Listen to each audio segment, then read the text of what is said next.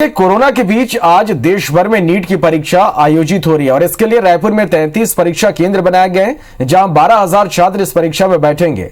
वहीं मध्य प्रदेश भोपाल की यदि हम बात करें तो यहां 26 केंद्रों पर लगभग 10,000 छात्र परीक्षा देंगे। परीक्षा केंद्रों में कोरोना से बचाव की सभी जरूरी गाइडलाइन का पालन करना अनिवार्य होगा। एक केंद्र में सिर्फ 300 छात्र ही पेपर देंगे। नीट की परीक्षा दोपहर 2 बजे यानी अब से कुछ देर बाद शुरू होगी, जो 5 बजे तक चलेगी। परीक्षा देने वाले छात्रों के आने जाने की व्यवस्था जिला प्रशासन ने किया है। वहीं छात्रों को मास्क और ग्लव्स पहनकर ही परीक्षा देनी होगी और सभी छात्रों से पानी की बोतल भी साथ लाने के लिए कहा गया है। रायपुर में परीक्षा के लिए आने वाले स्टूडेंट्स के लिए 10 हॉस्टल के इंतजाम यहां पर किए गए हैं, जिसमें 5 हॉस्टल लड़कियों के लिए और 5 लड़कों के लिए। चलिए, तो कुछ देर में नीट की परीक्षा यहां की शुरुआत होगी और किस तरह की तैयारी है, किस तरह की व्यवस्था है, ज्यादा जानकारी के लिए रायपुर का रुख करते हैं। हमारे सहयोगी राजेश राज हमारे साथ इस वक्त सीधे जुड़े हैं। राजेश, अब से कुछ देर बाद नीट की परीक्षा यहां पर का आयोजन यहां पर होगा, नीट की परीक्षा होगी। किस तरह की आप तैयारी यहां पर देख पा रहे हैं, किस तरह की व्यवस्था है परीक्षा केंद्रों में?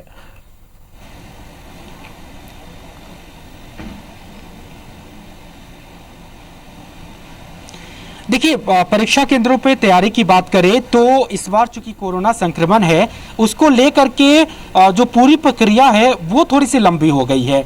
आप ये पीछे की जो एक तस्वीर देख रहे होंगे रॉ में, ये देख रहे हैं कि हर सेंटर पे इस तरह से 2 लाइनों में अलग अलग किया गया और गोल घेरे लगा करके अभ्यर्थी आएंगे और 1 मीटर की डिस्टेंस पे वो लाइन लगा करके अंदर जाएंगे।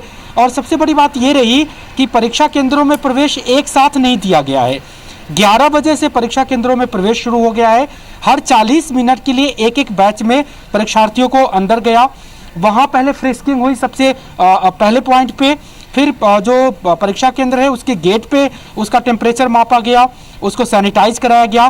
फिर अंदर जो जब जाते हैं तो उनका रजिस्ट्रेशन शुरू होता है, वहाँ पे तमाम डॉक्यूमेंट्स देखे जाएंगे और उसके बाद उनको परीक्षा केंद्र में जहाँ पे वो परीक्षा देंगे वहाँ पे बिठा दिया जाएगा।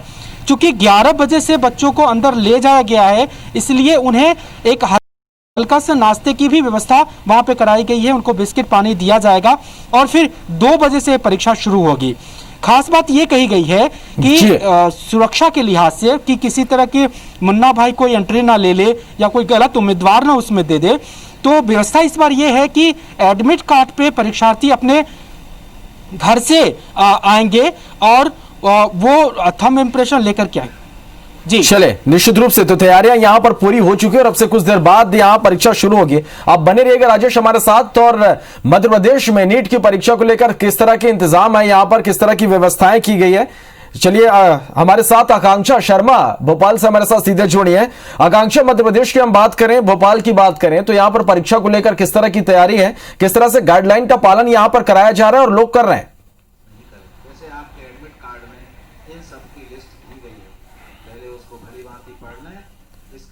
बिल्कुल, देखिए श्रवण, आज नीट की परीक्षा पूरे देश में आयोजित की गई है। अगर हम राजधानी भोपाल की बात करें तो चूंकि कोरोना काल है तो इस बार नीट की परीक्षा का जो स्वरूप है वो बिल्कुल बदला हुआ है। देखिए, मैं केंद्रीय विद्यालय के बाहर इस समय मौजूद हूँ जहाँ पर नीट का सेंटर पड़ा है। सबसे पहले बात कर लेते हैं, राजधानी में 26 सेंटर पड़े हैं जिसमें लगभग 10,000 बच्चे जो है वो नीट की परीक्षा देने यहाँ आएंगे। इसमें से 8,000 बच्चे जो है वो राजधानी के हैं और बाकी जो 2,000 बच्चे हैं वो बाकी के जिलों से यहाँ पहुँचेंगे। उनके लाने की व्यवस्था प्रशासन ने करी है। प्रशासन ने 10 बसेज लगाई हैं उन बच्चों को सेंटर्स तक पहुंचाने के लिए और उसके लिए 5 जगह चिन्हित की गई हैं जहां से वो बसेस बच्चों को सुरक्षा के साथ सेंटर्स तक पहुंचाएंगी।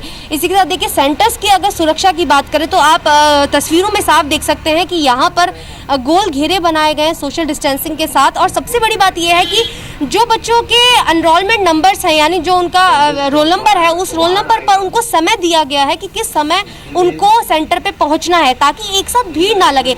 कुछ बच्चों को स्लॉट्स में समय दिए गए हैं। जैसे एग्जांपल देके मैं आपको बताऊं कि 12 बजे किन बच्चों को पहुंचना है, उनके रोल नंबर पर ये पहले से चिन्हित किया गया है कि इन बच्चों को 12 बजे पहुंचना है, इन बच्चों को 12:30 बजे पहुंचना है। इसका एक पूरा का पूरा टाइम टेबल ऊपर से बनाकर दिया गया है। उसी के अनुसार बच्चे यहाँ पहुंच रहे हैं ताकि भीड़ ना लगे।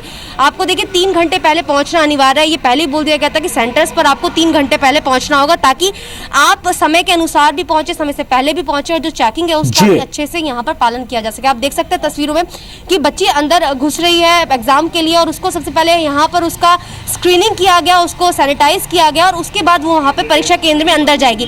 परीक्षा केंद्र में जो बच्चे मास्क लगाकर आ रहे हैं वो मास्क लगाना उनको अनिवार्य नहीं होगा। परीक्षा केंद्र में अंदर पहुंचने पर उनको एक अलग मास्क दिया जाएगा, वही मास्क लगाकर बच्चे एग्जाम दे सकेंगे। चलिए, कुल मिलाकर यहाँ भी यदि हम देखें आकांक्षा, तो तैयारियां पूरी है और सभी से गाइडलाइन इसके लिए जो परीक्षा के लिए तय की गई थी उसका पालन यहाँ पर कराया जा रहा है। आकांक्षा, हमारे साथ बने रहिएगा। जबलपुर का रुख करेंगे, अभिषेक शर्मा हमारे साथ इस वक्त सीधे जुड़ रहे हैं।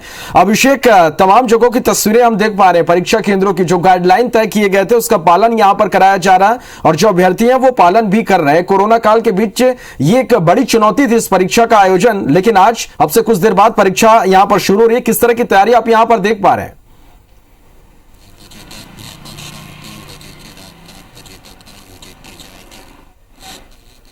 बिल्कुल शर्मा, जिस तरीके से कोरोना काल को लेकर जो जुलाई में परीक्षा होनी थी, लेकिन उसके बाद ये परीक्षा टाली गई और अब आज 13 सितंबर वो दिन आ गया है कि जब आज नीट का एग्ज़ाम जो है कंडक्ट किया जा रहा है। जबलपुर में नीट के जो परीक्षा देने वाले छात्र हैं उनके लिए 30 सेंटर यहाँ पर बनाए गए हैं। जिला प्रशासन की ओर से इन सेंटरों तक पहुँचाने के लिए जो यातायात के साधन हैं वो उनको मुहैया कराए गए हैं। और यहाँ पर अगर हम सेंटरों की बात करें तो सेंटरों पे आप मेरे पीछे एक सेंटर देख सकते हैं, वहाँ पर जो है सुरक्षा के भी चाक चौबंद इंतजाम है। जो सरकार की गाइडलाइन है उस गाइडलाइन के तहत ही बच्चों को जब उनके हाथ में हैंड ग्लव्स हैं और मास्क है उसके बाद ही उनको अंदर जाने दिया जा रहा है। साथ ही इस बार जो एडमिट कार्ड है उसमें बार कोड लगाया गया है, तो उस बार कोड की पहले एंट्रेंस गेट पे ही बार कोड की चेकिंग की जा रही है और उसके बाद बच्चे की तमाम जांच होने के बाद उनका टेम्परेचर और ये तमाम जो चीज़ें हैं वह चेक कर रहे हैं। और साथ ही लगातार यहाँ पर अनाउंस किया जा रहा है सेंटर में कि बच्चे अपने साथ जो है वह पानी की बोतल, साथ में सैनिटाइजर, ये तमाम चीज़ें जो सरकार की गाइडलाइन है वह लेकर आए। और जो